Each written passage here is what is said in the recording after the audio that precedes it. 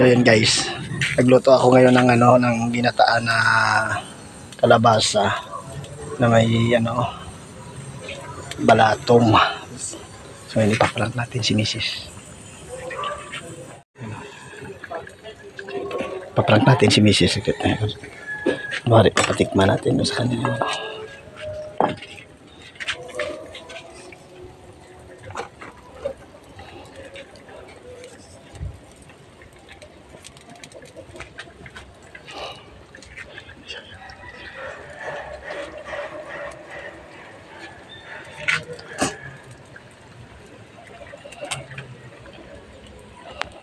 Nga ito ma, kung tama-tama lang.